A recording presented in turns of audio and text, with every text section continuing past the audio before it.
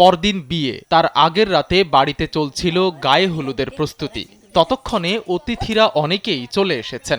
এ সময় ব্যক্তিগত কিছু কেনাকাটার কথা বলে বাড়ি থেকে বের হন বর মুস্তাফিজুর রহমান খোকা।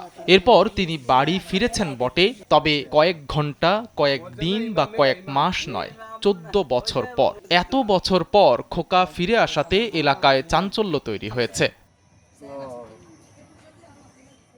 ফেনীর সোনাগাজী উপজেলার মতিগঞ্জ ইউনিয়নের পালগিরি গ্রামের বাসিন্দা মুস্তাফিজুর রহমান খোকা। পরিবারের লোকজন ধরেই নিয়েছিলেন খোকা হয়তো মারা গেছেন, কিন্তু না। বৃহস্পতিবার রাঙ্গামাটির তবলছড়ি কেন্দ্রীয় মসজিদ এলাকা থেকে তাকে উদ্ধার করে বাড়িতে নিয়ে আসা হয়। খোকাকে পেয়ে যেন চাঁদ হাতে পেয়েছে তার পরিবার। আল্লাহর কাছে কান্ডাকারি করতাম, রাত দিন আইজা 14 বছর 15 বছর হয়েছে, কইতাম আল্লাহ আর হুটকন্ডের ভিতরে আল্লাহ আবাদত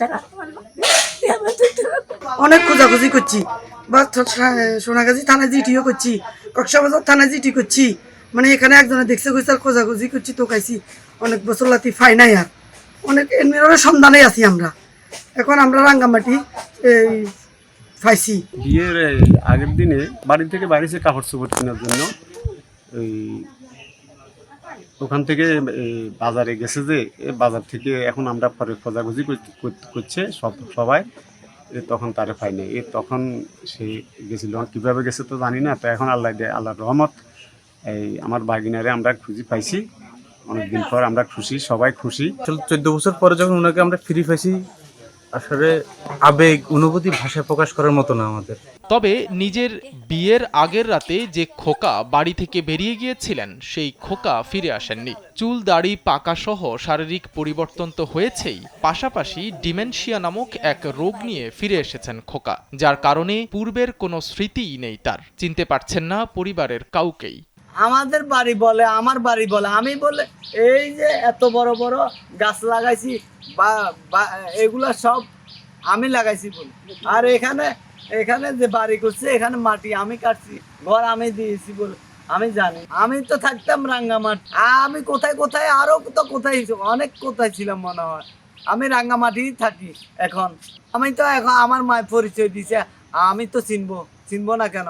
এখন আমার মা বলছে এটা তো আমার মা, আমার বোনে ওখান থেকে যায় আমারে আনছে। আমি ওখানে রাজের কাজ করতাম।